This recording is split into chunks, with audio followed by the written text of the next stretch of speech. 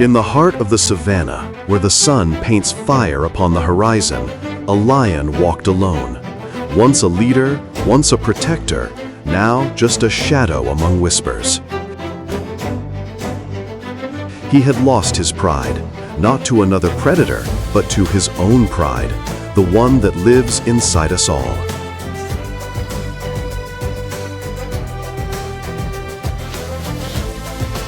When he ruled, the jungle obeyed. His roar could silence storms. Yet when arrogance took his heart, his pack drifted away. He believed strength meant standing alone, but soon, even kings fall when they have no kingdom. Days passed, hunger came, silence grew. The once great lion felt the weight of solitude, and in that silence he heard the truth. Even a roar fades without an echo. Then came the night of the storm. Lightning cut the sky, thunder shattered the ground. The lone lion took shelter beneath a dying tree, until he saw them. His heart trembled, not in fear, but in memory. That was his pack, the ones who once trusted his roar to guide them.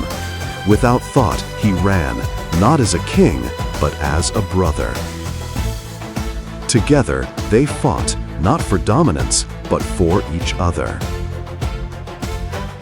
The jungle trembled as the pride reunited. Hyenas fled, not from the lion's roar, but from the sound of unity. When the dawn rose, the savannah saw not one lion, but a pride reborn. From that day, he led differently, not with fear, but with faith, not with cower, but with purpose. In the wild, a lion alone can survive a day, but a pride together can rule for generations. Unity is not losing yourself to the group, it's finding yourself through them. The lion learned the oldest law of nature. Even strength needs support, and a roar is only powerful when it echoes in many hearts. Today, we live like that lone lion, chasing crowns, forgetting our packs. We forget that victory shared is victory multiplied.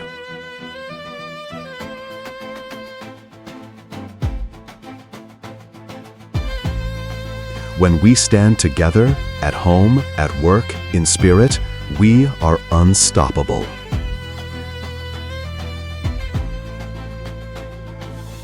Remember this, even a king without his pride is just another beast, but a pride that stands as one can shake the heavens. Moral of the story, unity is strength. The roar of one can inspire, but the roar of many can move mountains. I am Yazhi, and these are the echoes that live within you.